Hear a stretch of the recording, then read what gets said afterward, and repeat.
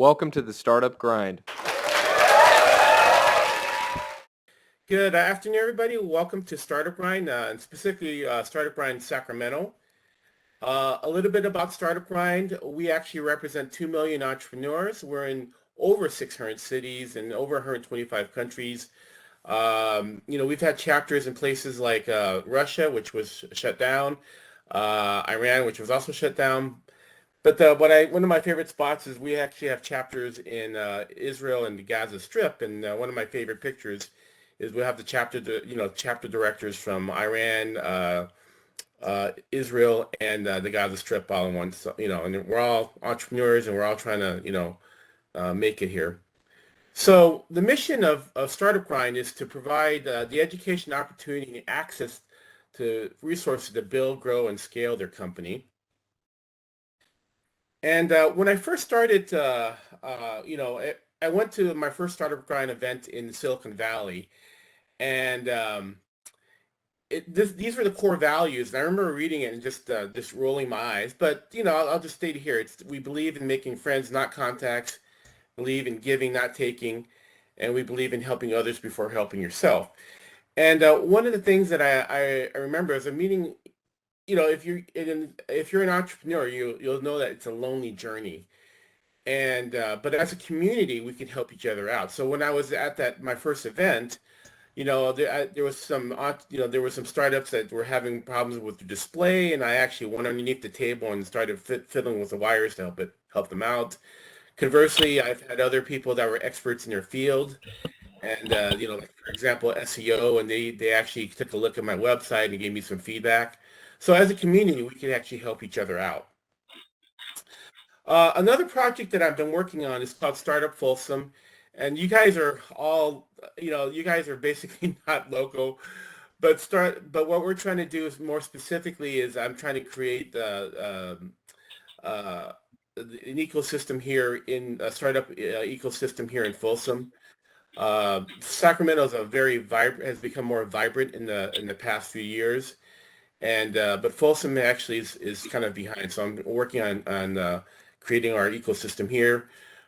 We actually have an event a week now. So you see, this is actually a screenshot from Eventbrite. So today we're talking about how to launch and market a food startup. Next week we're going to have a workshop on ChatGPT. The following week we have Sadell, who has a company called Open Grants, and he's going to talk about finding grants for your startup. And then, so these two are virtual, so if you guys are welcome to join, I know you guys are distant, you're always welcome to join. And then we also have on the first Wednesday of the month, we have something called Founders Anonymous. And this is a support group for founders where, if you have an issue, you could come in and, the community can help you work it. It is only in person though, but you're all welcome to come in. And then the second Thursday of the month, we have Beer and Geeks. We just had one last night, and that is more about just casual networking. And that's actually how I met Jeff last night. And then then we have another workshop. So that's kind of we're building community by having events. And with this, I normally give time for people to give an elevator pitch. And so I'm going to stop my slide deck real quick. And today's elevator pitch is from Jeff. And Jeff, if you want to talk about what you have to offer. Yeah, sure. So my name is Jeff. I've been in the restaurant industry for 30 years and have a successful restaurant and decided to open a couple different commissary kitchens. So it's 2 locations, one in Folsom, one in Fair Oaks. And we basically are that in between from cottage food operations to their own brick and mortar. So we have multiple stations, and we rent out kitchen space to chefs, any food entrepreneurs, bakers, farmers market products, even individuals that have all their stuff in place to use our kitchen on an hourly basis whenever they want. So we're here to help them get that process started, get all their paperwork up and running, and then I'm also here for for any advice for food and opening up your own restaurant. Okay. Thanks, Jeff. Yeah. All right, I'm gonna go and we'll go back to sharing again. Screen 2.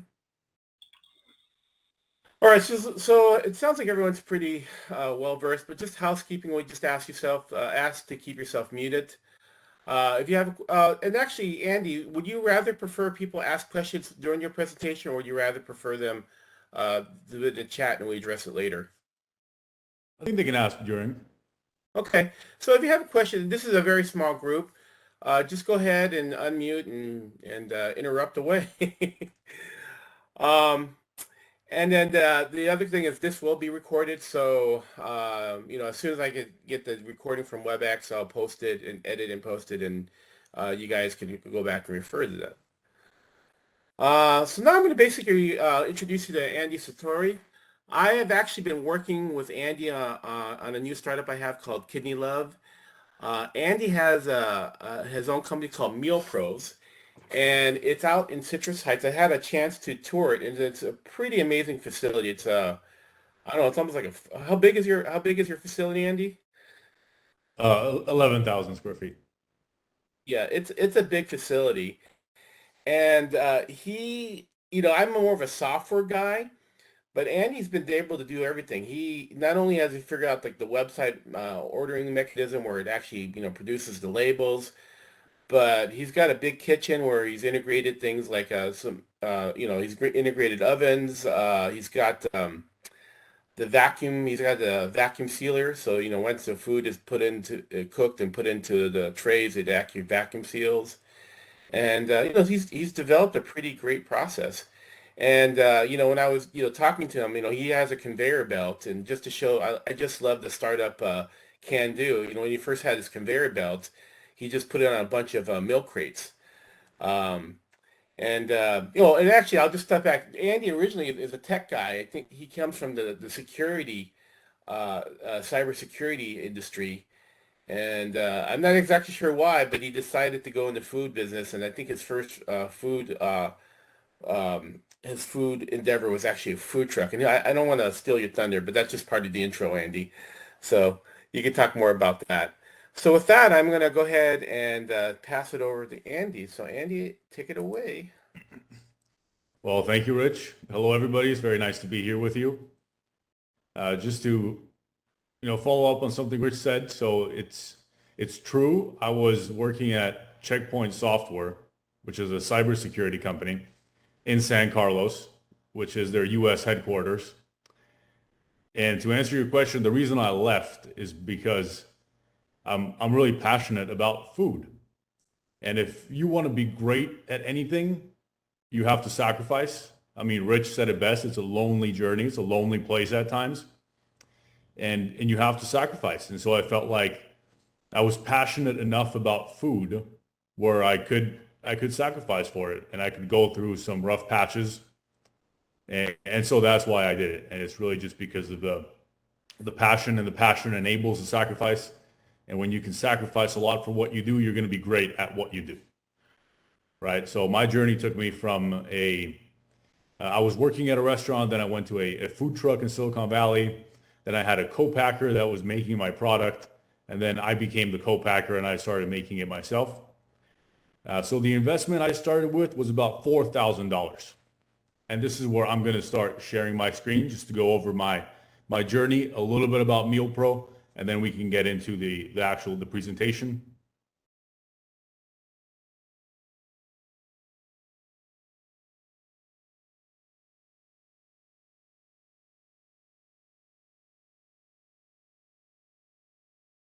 Okay.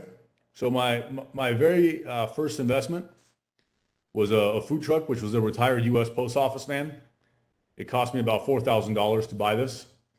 And then I retrofitted it and I made it into an actual food truck, which, as you can see in this photo, this was myself in San Jose selling from the food truck. After I had this, I realized there were so many constraints in terms of electricity and water usage. And so this was really not for me. It was a very small investment, but I moved on from it. And what I did is I had a co-packer briefly. So there was a gentleman in San Jose that I knew who had a food facility, and he started making my product for me. Hey, Andy, why don't you define what a co-packer is? So a co-packer is just somebody who has a food facility and makes your product for you and puts your label on it. Yeah. So after the food truck, I went there. My very first kitchen was a second generation kitchen. So second generation kitchen means you lease the space, and you basically you just take what's there. So it's a second generation food facility. Then I expanded to an even bigger facility that I built myself. So this was more tenant improvements. And then I bought the building where we currently are. It was a former Lucky Derby card room in Citrus Heights. The whole building is about 18,000 square feet, a little over that. I bought the entire 18,000 square feet. It's 1.7 acres in urban Sacramento. I'm using 11,000 of it, and I'm subleasing the remaining square footage to other tenants. Okay, MealPro is a healthy meal delivery service. So we focus in prepackaged meals that are ready-made and delivered to your door. This is what they look like. They come in these containers, and packaged food is themed food. So anytime you do packages, you're going to do business to consumer mainly. And there's always themes, like, for example, a keto theme, a weight loss theme. It's usually a plant-based theme. But packaged food is generally always a themed food, right? So keto meals are one of our options. Hey, Andy, can I hop in and ask a question? Sure. Why did you firstly choose co-packer and then decide to go in your own kitchen? Like, why that kind of path? Why didn't you do own kitchen, co-packer, or why did you even leave your co-packer, I guess? Yeah, great question. And the answer is because of the investment. Okay. Yeah. So you found it cheaper to go through your own kitchen than you did to use a co-packer? Well, initially the co-packer was a better option because of the cost and the feasibility of it. Okay. And then when I got a little bit bigger, I felt like I could just take that, I could make that leap, and I transitioned to my own place. Okay. Yeah. Thank you. Sure. So, and I've become a co-packer since. I have a food incubator here in Sacramento, Citrus Heights. But so I'd like to share how I started it, and that was when I started the company. It was really a combination of technology and tradition. So tradition is the kitchen, which is a very traditional business model. And then we had the technology side of it, which had to be built from a blank canvas. So the process to do that follows this sequence. So we started by identifying the problem, which in my case was just getting, balanced and nutritious meal. And so really my goal was to create something for the average person, maybe more of an active individual, but it was definitely a mass market strategy. It was not a marked up strategy. We don't mark up the food. We have one of the lowest, I think we have the lowest price of food in the industry per cooked food ounce. We are certainly number one in value. So this is a lot of things, but markup is not one of them. It's mass market definitely is what we are. And that's what the goal was. It was just to help people just get a better meal. So once I got the premise down, I started the design process. And it kind of follows this, just understanding what we were doing. I explored different options that we could do, and then I ran some tests just to test out the concept. The process of doing this, I did a quick, I looked at the other companies that were out there, and I just looked at what they were already doing. So I did a very quick comparison of just what the market was already offering and how I could differentiate myself. The next phase in building a food startup was to do user research, right? And so, there's a couple of ways to do user research. but you can ask people at Starbucks what they think as you're building your product. There's a platform called usertesting.com, which is all about you pay a fee, and then the platform connects you with people that are willing to provide feedback on whatever it is that you're building. And you can ask friends, you can ask family. So that's kind of the user research, and you can decide what features you want to plug into your website, your app, or whatever it is that you're making. User research, this is more of the same. This is just, you can have a survey saying, hey, would you use this service? How much are you willing to pay for this service? Is this something you would consider? Is this something you have looked for in the past? Google Trends is an amazing tool to see, are people actually searching for this in Google? Are people actively trying to find a solution to this problem? And one of the two main questions you want to answer is, am I building something that somebody wants? And before you get too deep into it, you really should know if I'm building something that somebody else wants, right? If I'm solving that problem. So this is really where your first research comes in. Once you have that, you can kind of prioritize your features, right? So this is a very, very simple X-Y axis. So on the X-axis, we put value, and on the Y-axis, we put the complexity. So, how complex is this task, and how much value does this add to the user?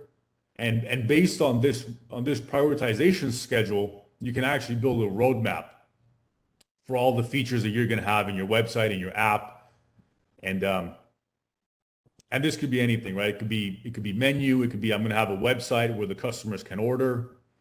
And so you have a very quick just feasibility assessment into what you need to prioritize. And this will guide your timeline of how you build your company. Okay, next, once you know what features you're gonna, when you have a website or an app, obviously you need to sketch it out on a piece of paper. So in our case, we have a banner image, we have these links up at the top, and we just realized that what people really wanted to know is, how does it work? What FAQs, like what are the most frequently asked questions? So all these questions that we have here are actually based on user research. There's no random FAQ. This is really based on the research in my slide deck, and so the whole website was built based on user feedback essentially, and what we write on the website was also based on these surveys and real customer feedback, right? And so these are the sketches kind of in the early stages. Once you have a better idea, you can start sketching it out on a piece of paper. And this is the first time that you're transitioning it from an idea on your mind to more of something that where you can take it from here, where you can develop an app or a website or just a feature. You can do a quick prototype, and there's softwares you can use to prototype a website or an app. Websites, you can buy a template, and for an app, you can, you can do wireframes with Figma. But basically, you want to do a quick prototype. This is more of a style guide. So, and this is really less important. You almost don't even need this, really. This is just if you want to really, polish your app or whatever you're building. You can experiment with different colors. It's very easy to get lost in this. So try to remember that it doesn't matter as you're doing it. What font you use or what colors you use don't really matter. It's just a plus. It's not a must-have.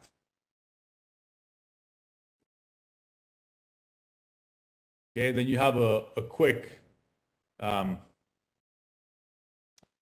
to onboard customers. So this would be, and your menu will be based on kind of your concept, right? And so you have a quick flow, a quick 1, 2, 3. You have your key features outlined and this is after you've done your wireframes and after you've gone through your whole process. You can do some more testing with, define your KPIs, and you want to always kind of try to continuously improve this process as you're building out your product to make sure you have something very rigid. So you keep kind of collecting feedback and You keep testing with users. You have a good design, and as you're, there's softwares called like Crazy Egg heat map analysis. There's something called Hotjar where you can analyze how users are interacting with your website. When you have Google Analytics, you can look at the Google Analytics click-through behavior to see how users are clicking through your website. You can look at the time of page. You can look at what is the bounce rate, what pages do they exit on. And you can use all these things to help you improve your interaction design or UX design, user experience design. Based on that, you can just kind of improve it. You're going to be really rethinking your flow as you're going through this process. And so that's on the technology side, how you can really start to transition it from an idea in your head or an idea on a piece of paper to an actual product. So this is on the supply side, right? So we're supplying a product. What are we going to supply? And then we have the whole product or service. And there's a couple of different options for your product or service. Okay, so and I sort of touched on these briefly earlier, where you can go to having a shared kitchen. There's a gentleman here that has shared kitchens, which is exactly what that is. You're going to be in there with other people. You just pay a fee. Sometimes the fee is an hourly fee. Sometimes there's a 4-hour minimum, and it's just always different depending on where you go.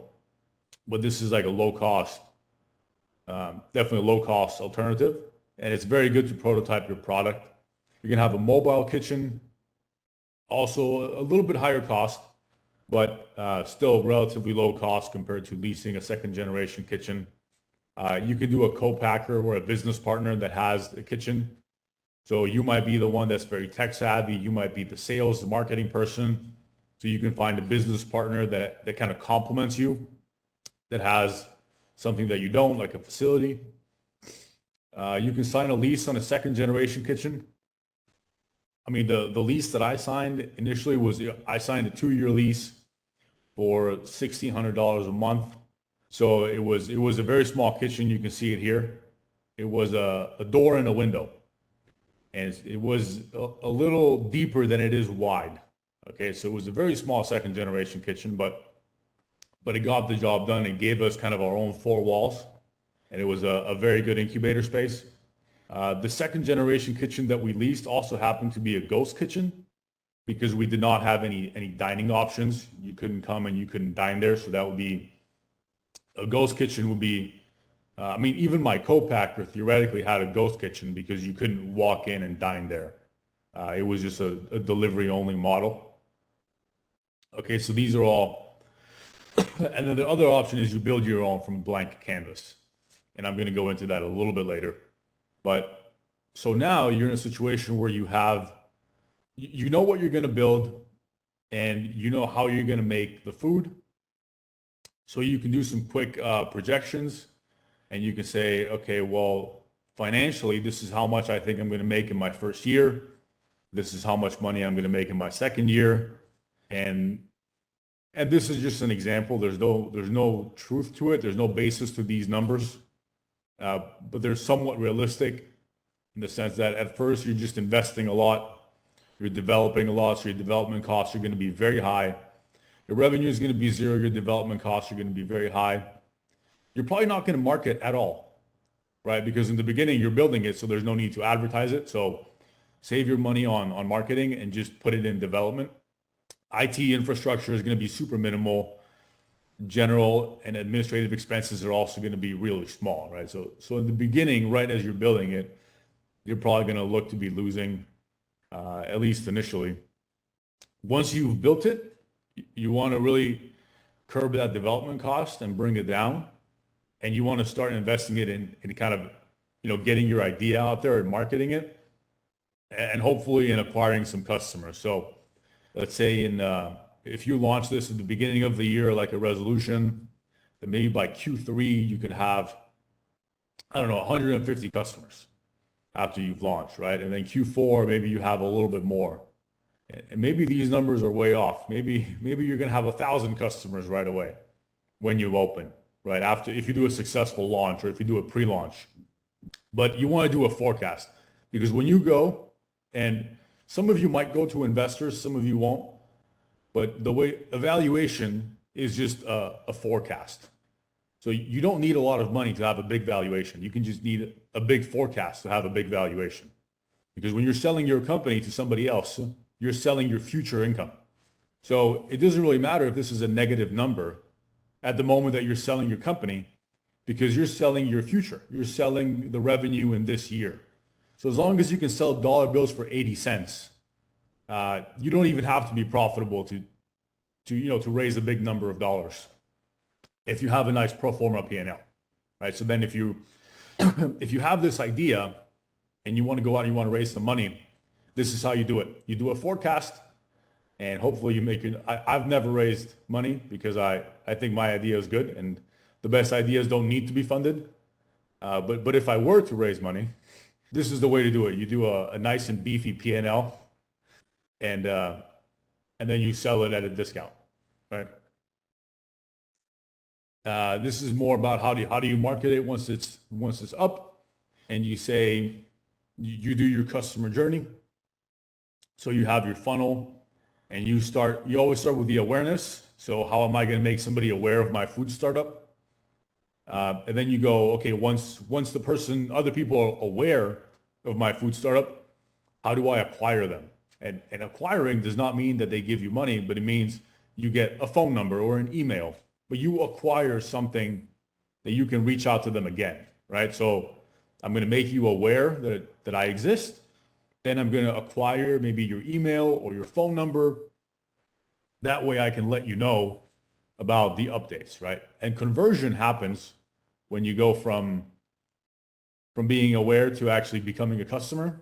And it can be a small conversion at first. It can just be a dollar, or it can be, a couple dollars. But even if it's a couple dollars, they gave you their credit card, you have that trust. So it's actually a huge validation beyond those couple dollars. And then you can retain and hopefully have them refer. So if you have a dine-in business, referral is probably going to be more important. And if you're going to retain them, then your food has to be good. That's, there's no fancy trick here. I see people, they do all kinds of stuff with discounts, but retention is really, if your food tastes good and they like it, they'll come back. So retention is made in the kitchen. That's at least what I found in my experience. So now I quickly want to go back to this point of like building your own kitchen. If you go through all these steps, and depending on your initial investment, you might start at the co-packer level, or you might start in a shared kitchen, or you might start as a mobile kitchen. And it doesn't really matter where you enter the funnel. Some people, if they're well funded, they might even enter the funnel and they lease a second generation kitchen. Or you buy an existing restaurant and you just take over their lease. You do an asset purchase. So I don't know where you enter the funnel. It's pretty rare to enter the funnel when you're building your own kitchen. Usually this happens once you've validated your idea. But generally speaking, if you do build your own kitchen, you're going to have to go through this some kind of a plan check process at the city. So you're going to have to hire an architect, and you make a site plan, and then you make these very detailed drawings. Like this passed. The drawings that I'm showing you, they did pass inspection from the city. And this is the level of detail that it needs in order to pull a permit to do TIs. So you're probably gonna need an architect.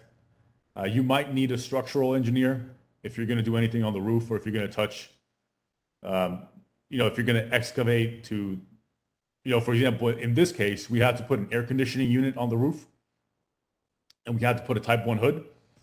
So in this case, we needed a structural engineer because the county wanted to make sure that we had done the calculations that the load of the AC unit would not, that the roof could support that load, right? So in my case, I needed a structural engineer. Maybe you already have an AC in the building that you're doing the TIs in, and you don't need that. You can just use what's already there. But in my case, I needed one. And then you're going to need the plumbing and electrical drawings, which is usually a separate firm when you're project managing this. And this is kind of the level of detail you need to pull a permit when you're doing your own build, right? So if you're ready, you can go this route. And hopefully I've covered everything. Something I want to share with you is the MealPro kind of food incubator. And what we do is we help companies grow here at MealPro also. So we do incubate some select startups. It's a program that's in beta. We haven't fully launched yet. It's an idea that I've been toying with for a while, but I remember how much it helped me to have a co-packer in the beginning and how critical it was to have mentors in the industry that were already experts in that industry. And so what I do with people is I help them launch. We go over the food packaging. Obviously, catering packaging has to be a little different from, if you're packaging a ready-made meal. If you're packaging a ready-made meal and you're doing e-commerce delivery, you're going to need like corrugated boxes with thermal liners. Your menu is going to be completely different. If you're doing sandwiches and salads, you could do these clamshell containers with the product window. And so there's different, this is a little granular based on the concept that you choose. And there's other food incubators in the United States as well, right? So there's like La Cocina and SF. La Cocina is a food incubator in Northern California, and they let you use their kitchen. That's their big thing. You're allowed to use their kitchen. They're a little less techy. They're more culinary. It's very good if you have one product that you want to launch. The more tech-heavy incubators would be like Y Combinator and 500 Startups. They're not culinary. They're zero culinary, zero kitchen, zero chef, zero e-commerce. This is more really a tech-heavy product. And then what we're trying to be is kind of a both, right? I can give you culinary advice. We have a lot of chefs here that can assist you. We can give you packaging because we've been there, done that. And we do have a website. So we have some tech, some e-commerce. I mean, we are an e-commerce company. So this is kind of how we differentiate ourselves from others. And we have a little bit of food photography when you're marketing your shots. Okay, that's kind of a whole topic on its own, but it's also, if you're going to make a nice menu, food images are very important. And one of the things we do here is we shoot food photos. And so that's, are there any questions at this point?